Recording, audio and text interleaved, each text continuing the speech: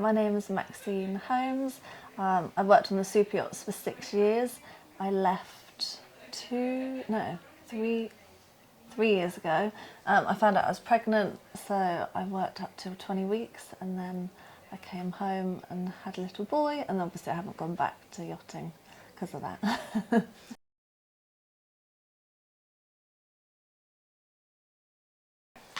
Yeah, I went to the south of France in 2014, stayed in one of the crew houses, and then I ended up working as a manager of one of the crew houses. And when I was coming to the end of my contract with them, one of the butlers that had stayed there previously contacted the owner looking for a junior stew, and she recommended me because I'd obviously been running the house for her.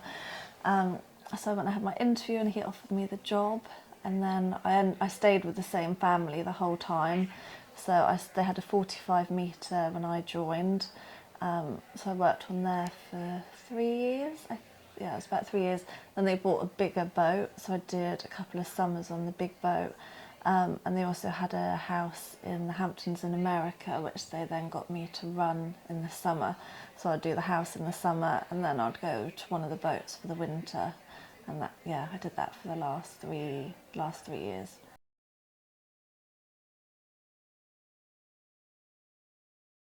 Potentially a bit more with the accounting side.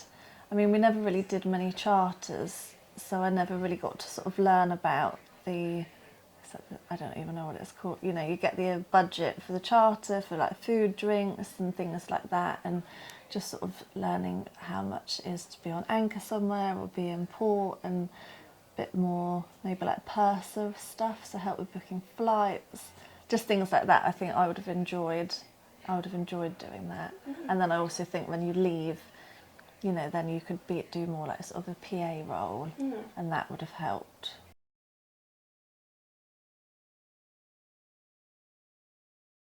Being hard working. You have to work long hours on the boat, getting on with people, because you know you've got crew members from all around the world, and so I think you learn to get on and just be able to chat to anybody, which I think then helps when you come home, because yeah, you've just got that sort of confidence to be able to, you know, on the boat you have to be able to chat to the guests and the owners, but then you also need to be able to chat to the crew.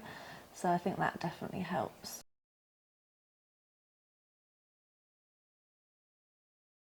Yeah, I mean, I had a couple of, like my sister works on the boats as well.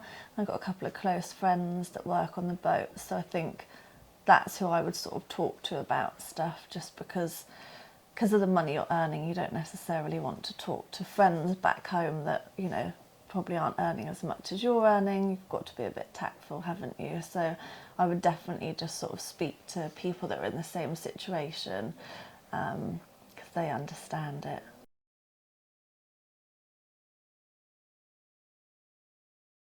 Yeah, one of my friends is a mortgage advisor, and she's the one that actually did the mortgage for me and my sister. So yeah, if I've got any questions, I go to her.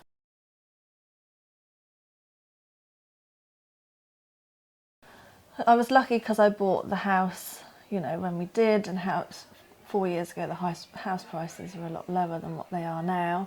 So we've got a nice sort of 4-bed house, and I've got a lodger, and that helps sort of, then we split the cost between me and my sister and the lodger, which helps.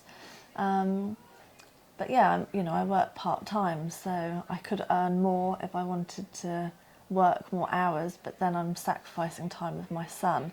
So I would rather earn less and have that time with him.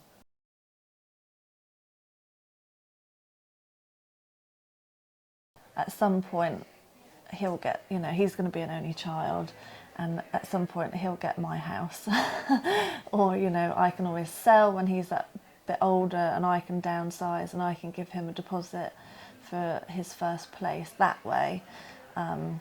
So it would be nice to have a bit in savings, but I'll be able to help him anyway, I think, through the house that I've got.